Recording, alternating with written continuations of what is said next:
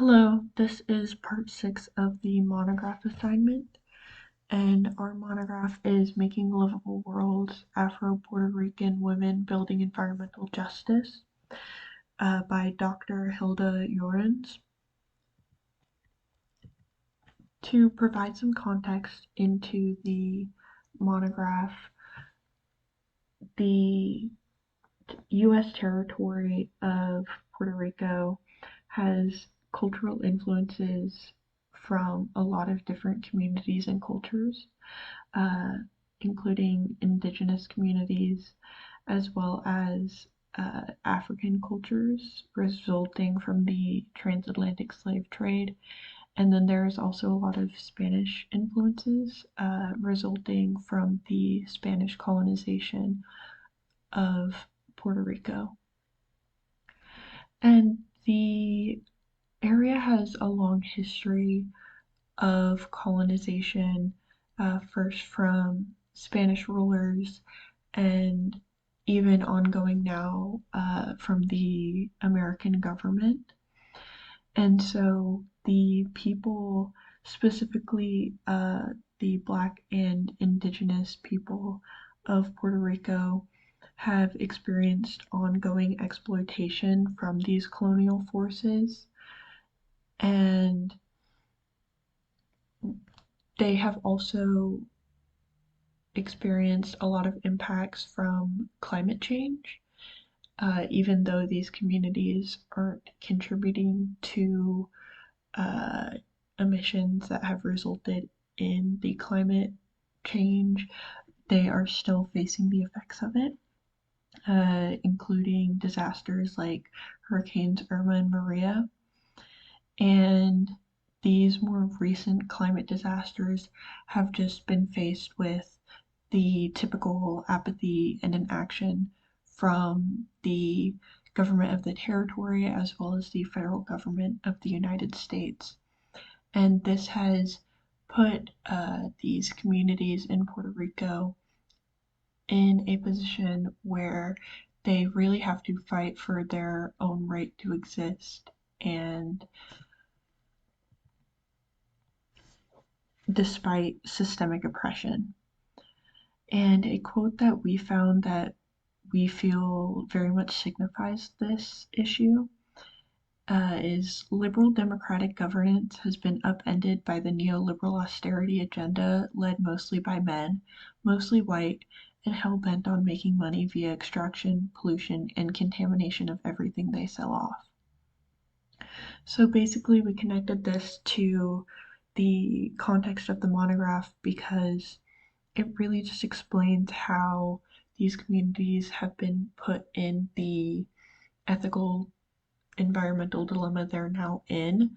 Um, they, on a human individual level, have been exploited historically, just people, and then the environment where they live, their homes, has also been historically exploited. So there's a strong tie between the people of Puerto Rico and the island itself because both have faced historical exploitation and oppression, as well as ongoing into the current days and when this ethnography was published in 2021.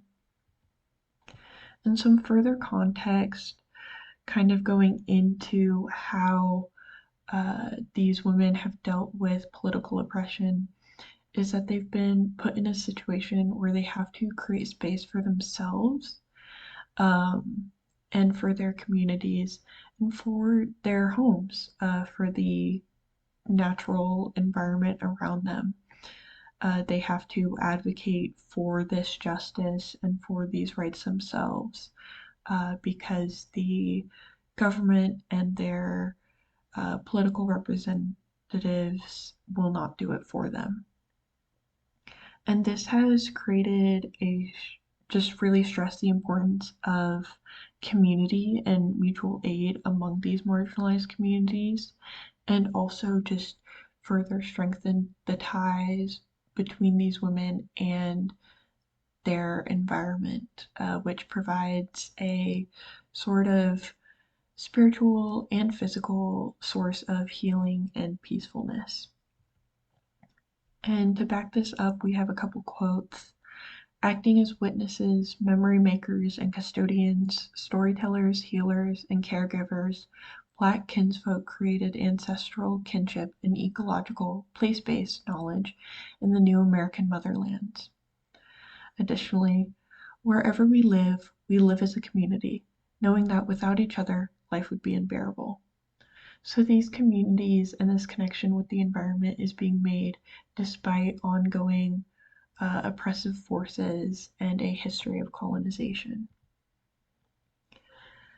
And the exploitation experienced by the women in the Black and Indigenous communities of Puerto Rico is also experienced by their environment and their home.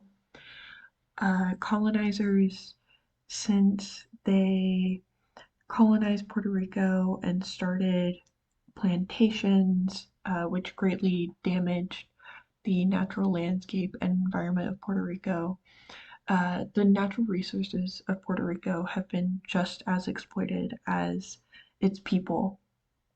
And this, for a long time, has really altered how Puerto Ricans interact with their environment. Colonization resulted in a sever of that connection, and this also impacted the ability to form communities among Puerto Ricans and further just contributed to the political oppression of Black and Indigenous Puerto Ricans. So now these women who are talked about in the monograph must find racial and environmental justice on their own without the help of government or outside resources. And they need to find this justice and make space for themselves and for their communities and for the environment. And we felt that this was signified by the quote, early environmental struggles were concerned with protecting the ecosystem against unregulated and widespread contamination and pollution and safeguarding the environment against government backed extractivist enterprises.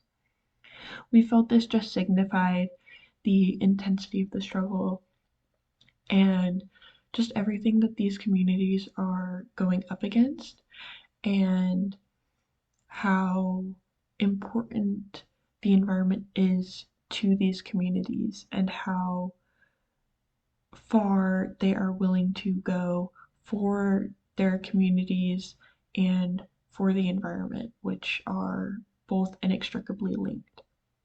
Kind of continue from that aspect of the ethnographic context, and then to weave in some of the environmental dilemmas that are happening, such as the deforestation, the outsourcing, and the extraction of materials from Puerto Rico.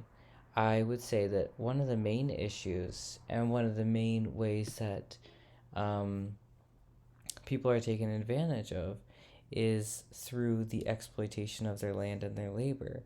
And a lot of the revenue and a lot of the land is outsourced because of the global trade system and because of the IMF and because of those organizations that control the global economy. Most of the both labor and the resources of Puerto Rico have been outsourced and extracted, meaning that there is no land that they are able to um, have for themselves for their own personal resources. They're not able to maintain their lives on their land. And a lot of this is due to industrialization. Most of this, all of this is due to the industrialization and the colonization of Puerto Rico. And like additionally, because of that, they have become reliant on imported products, which is an issue when things like the hurricane happen and people are no longer able to rely on the imported goods, but are also completely barren of their own natural resources because they have been so devastatingly extracted. And one of my favorite quotes for this is on page 90 when Lauren says, with the island's agricultural sector decimated, Puerto Rico became consumers of imported foods.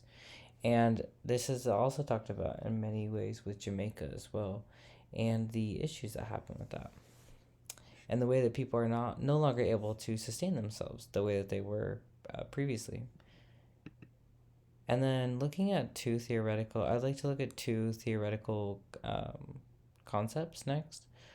The first one being intersectionality, and this is absolutely integral to any examination of um, a culture or people and experience something that's we're unable to quantify.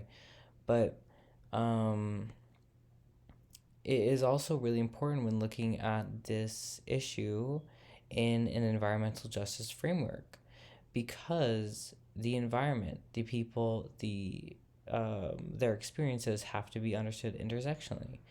There cannot be a one-sided view of women or of people or of children or of workers or of farmers or of anyone really. Anyone who lives there has so many different experiences in so many different ways that they not only view the world but are viewed by the world, that all intersect in meaningful ways within them and within their culture as well, and within everybody's culture. But specifically, we're talking about Puerto Rico. Um, there are so many ways in which these issues and these identities intersect within Puerto Rico and create unique and specific challenges. And then also within a person, they create unique and specific identities and challenges. And so to look at this in an environmental justice framework and to use the theory and the theoretical framework of environmental justice and intersectionality, you have to understand that these issues in this environment is an intersectional environment. And then lastly, I like to look at it in the lens of matriarchy. And this was a really, really integral point in building livable worlds, because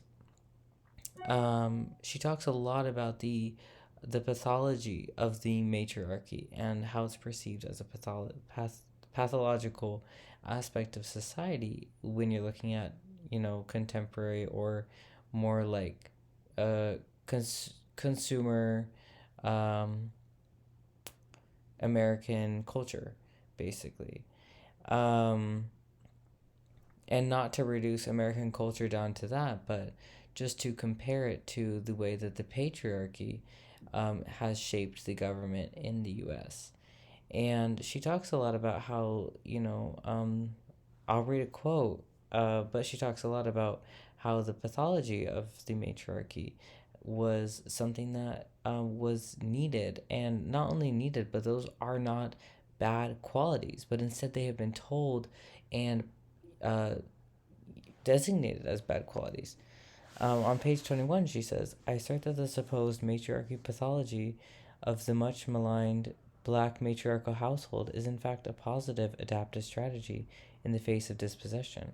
Furthermore, I contend that the strategies of women in these households developed to weather the storms of uncertainty are instead a form of resilience.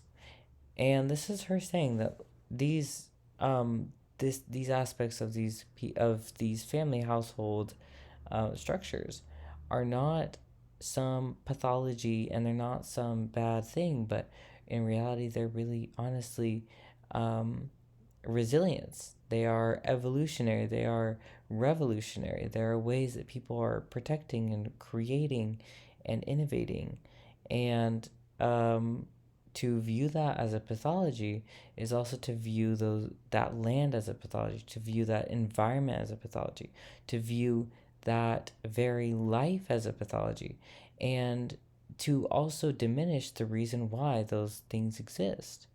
And so this is really important, especially in the ways that she talks about the motherland and the way that the motherland is kind of like offsourced to Spain in a lot of times because Spain colonized it. And so Spain said, Spain is your motherland eventually, but, or like in the past. But of course, people, Taino people, um, African people, they knew that this is not the case. And to then discredit the matriarchy and the actual motherland is another aspect of colonialism, and also just another framework for understanding the way that people interact.